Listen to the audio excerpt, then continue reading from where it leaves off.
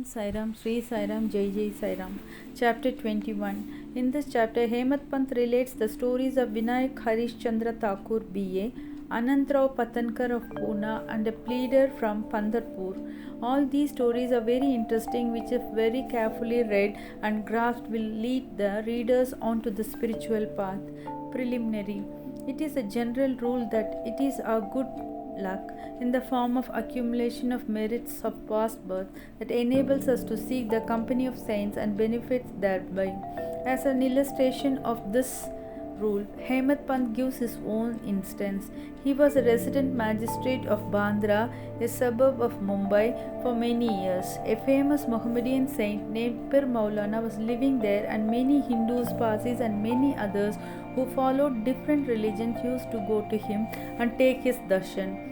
His Mujawar, by name Yunus, pressed Hemant Pant many a time for going to see him, but for some or other reason he was not able to see him. After many years his turn came and he was called to Shirdi, where he was permanently enrolled in Sai Baba's Darbar. Unfortunate fellows do not get such contact of the saints. It is only the fortunate ones that get it. Institution of Saints. There have been institutions of saints in this world from time immemorial. Various saints appear themselves in various places to carry out the missions allotted to them. But though they work in different places, they are, as it were, one. They work in unison under the common authority of the Almighty Lord and know fully well what each of them is doing in his place and supplement his work where necessary. An instance illustrating this is given below. Mr. Thakur, Mr. V.H. Thakur B.A. was a clerk in the revenue department, and he once came to a town named Vadgaon near Belgaon along with a survey party. There he saw a Canaries saint and bowed before him. The saint was explaining portion from the book Vichar Sagar of Nishal Das to the audience.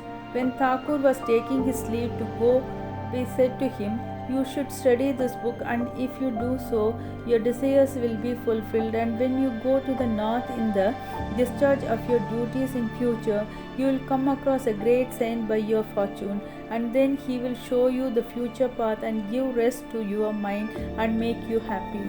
Then he was transferred to Junnar, where he had to go by crossing Nihain Ghat. This ghat was very steep and difficult, and so other conveyance other than a buffalo was of use in crossing it. So he had to take a buffalo ride through the ghat, which was much inconvenient to him. Thence he was transferred on promotion to Kalyan, and there he got acquainted with Nana Sahib Chandorkar. He heard much about Sai Baba from him and wished to see him. Next day, Nana Sahib had to go to Shirdi, and he asked Thakur to accompany him. He could not do so, and he had to attend the Thana civil court for a civil case. So Nana Sahib went alone. Thakur went to Thana, but there the case was postponed. Then he repented for not accompanying Nana Sahib. Still he left for Shirdi, and when he reached there, he found that Nana Sahib had left the place the previous day. Some of his other friends whom he met there took him to Baba. He saw Baba, fell at his feet and was overjoyed. His eyes were full of tears and his hair stood up on end. Then after a while, the omniscient Baba said to him, "The path of this place is not so easy as the teachings of the Canary Saint Appa, or even as the buffalo ride in the Nihane Ghat. In the spiritual path, you have to put it your best exertion. It is very difficult." When Thakur heard these significant words, which only he knew, he was overwhelmed with joy. He came to know that the word of the Canary Saint had turned true.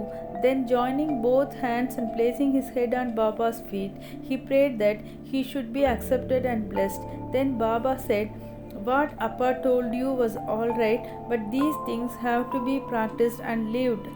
Mere reading won't do. You have to think and carry out what you read. Otherwise, it is of no use. Mere book learning without the grace of the Guru and self-realization is of no avail." The theoretical portion was read from the work Vichar Sagar by Thakur, but the practical way was shown to him at Shirdi. Another story given below will bring out this truth more forcibly. Anantrao Patankar.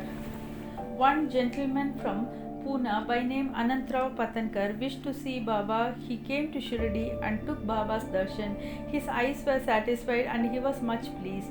He fell at Baba's feet and after performing proper worship said to Baba, I have read a lot, studied Vedants and Upanishads and heard all the Puranas, but still I have not got any peace of mind. So I think all my reading was useless. Simple, ignorant, devout persons are better than myself. Unless the mind becomes calm, all book learning is of no avail. I have heard from many people that you easily give peace of mind to many people by your mere glance and potent word. So I have come here. Please take pity on me and bless me. Then Baba told him a parable which was as follows. Parable of 9 balls of stool. Once a merchant came here. Before him a mare passed her stool. The merchant, intent on his quest, spread the end of his dhota and gathered all the 9 balls in it, and thus he got concentration of mind. Mr. Patankar could not make out the meaning of the story, so he asked Ganesh Damodar alias Dada Kelkar, what does Baba means by this? He replied, I too do not know all that Baba says and means, but at his inspiration I say what I come to know. The mare is God's grace and the 9 balls excreted are the 9 forms of types of bhaktis, namely Shravan, Kirtan, Smaran, Padasevan, Archan, Namaskar, Dasya, Sakyam, Antmani Veda. There are the 9 types of bhakti. If any of these is faithfully followed, Lord Hari will be pleased and manifest himself in the home of the devotee.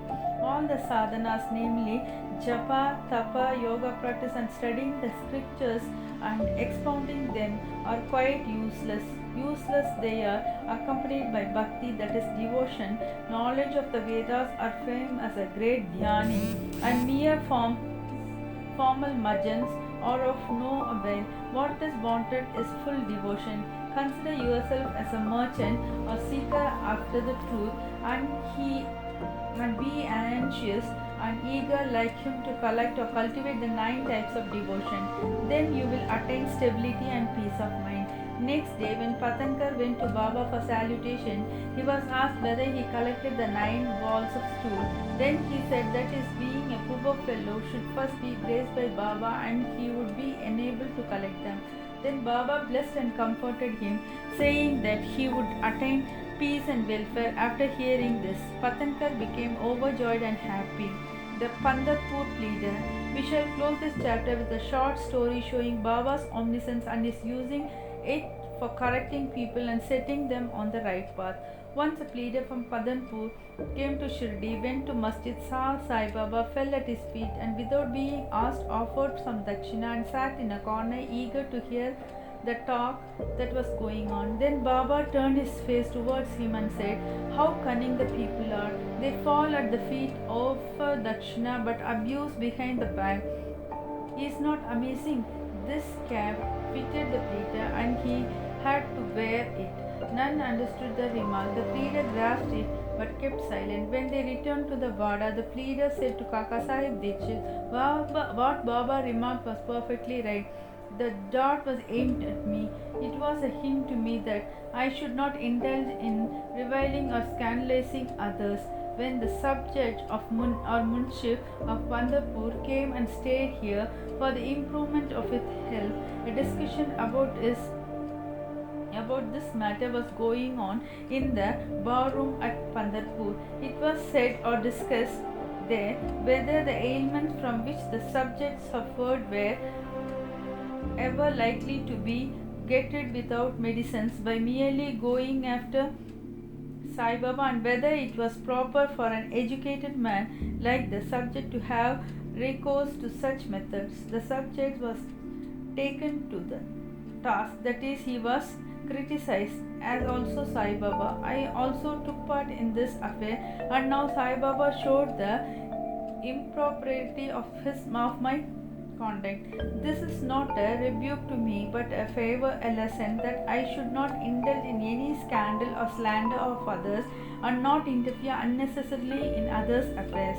Shirdi is about 100 kilometers away from Pandharpur. Still, Baba, by his omniscience, knew what transpired there in the bar room. The intervening places, rivers, jungles, and mountains were no bar to his all perceiving sight, and he could see or read the hearts of all, and there was nothing secret or veiled from him. Everything far or near was open and clear to him, as broad as daylight. Let a man be far or near, he cannot avoid the all pervading gaze of Sai Baba. From this incident, the pleader took the lesson that he should never speak ill of others or unnecessarily criticize. Thus, his evil tendency was completely got rid of, and he was set on the right path. Though the story refers to a pleader, still it is applicable to all. All should therefore take this lesson to heart and benefit thereby. Sai Baba's greatness is unfathomable. So are his wonderful Leelas. His life is also such, for he is Parabrahma, Almighty God incarnate. Bow to Sri Sai, peace be to all. Thank you.